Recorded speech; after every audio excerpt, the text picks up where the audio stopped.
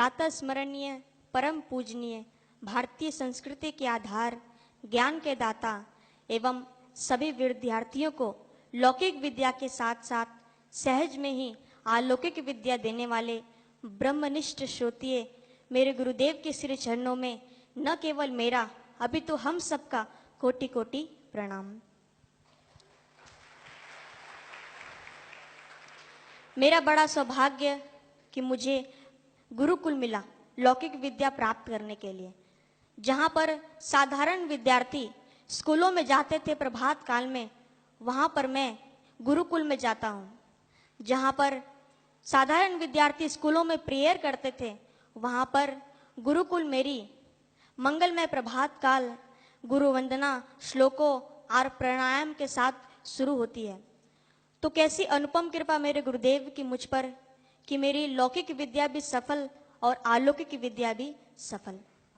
मैं एक छोटा सा अनुभव आप लोगों के सामने रखना चाहता हूँ। आप लोगों ने तो ये सुना ही होगा कि जैसा संग वैसा रंग। यदि एक चींटी किसी पुष्प का संग कर लेती है तो उसे श्री भगवान के मुकुट तक पहुंच जाती है, लेकिन वही किसी मिट्टी का संग कर लेती है तो पैरों से कुचली जाती है। मेरा भी कुछ ऐसा ही अनुभव है। मुझे ऐसे लोगों का संग मिल गया था जिन्होंने न मुझे केवल भ्रमित किया अपितु मुझे गुरुद्वार से हटाकर कहीं और ले जाने का विचार किया था और मुझे कहीं और ले जा रहे थे।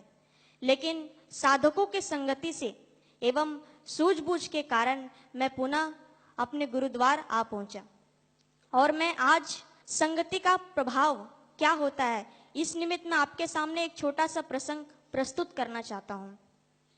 एक बार की बात है कि एक व्यापारी दो तोतों को लेकर एक नगर के चौराहे पर बैठ गया और वह बोल रहा था कि तोते ले लो भाई, तोते ले लो। एक तोते का मूल्य है 550 रुपए और दूसरे वाले तोते का मूल्य है 1 रुपए।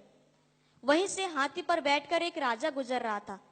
उसने सुना कि एक तोते का मूल्य 550 रुपए और दूसरे तोते का मूल्य 1 रुपए। आखिर इन दोनों तोतों में फर्क क्या है? वह राजा उस व्यापारी से यह पूछने के लिए व्यापारी के पास गया। वहां जाने के बाद व्यापारी से कहा, आप बता रहे हैं कि एक तोते का मूल्य 550 रुपए और दूसरे वाले तोते का मूल्य 1 रुपए, आखिर इसमें खासियत क्या है और इसमें दुर्गुण क्या है? तब उस व्यापारी ने कहा, राजन, जब इसे आप अपने महल लेके जाएंगे तो ही आपको पता चलेगा। राजा ने कहा, ठीक है, दे दो। राजा ने वह दोनों तोते ले लिया। उसके पश्चात वह अपने महल चले गए। वहां पे जाने के बाद अपने सेवक को बोला कि आज जो पहले वाला तोता है, 550 रुपए वाला जो तोता है, वो मेरे पलंग के नीचे रख देना। सेवक ने वैसा ही किया और दूसरे दिन जब राजा उठा तो उस तोते ने राजा को बहुत सुंदर सुंदर मधुर मधुर श्लोक सुनाया। राजा तो बहुत खुश हो गया। लेकिन दूसरे दिन राजा अपने सेवक को कहा कि आज जो दूसरा वाला तोता है, जो 1 रुपए वाला तोता है, वो मेरे पलंग के नीचे रख देना। सेवक ने वैसा ही किया। लेकिन जब दूसरे दिन राजा उठा तो उस तोते ने राजा को बहुत गंदी गंदी गालियां सुनाई।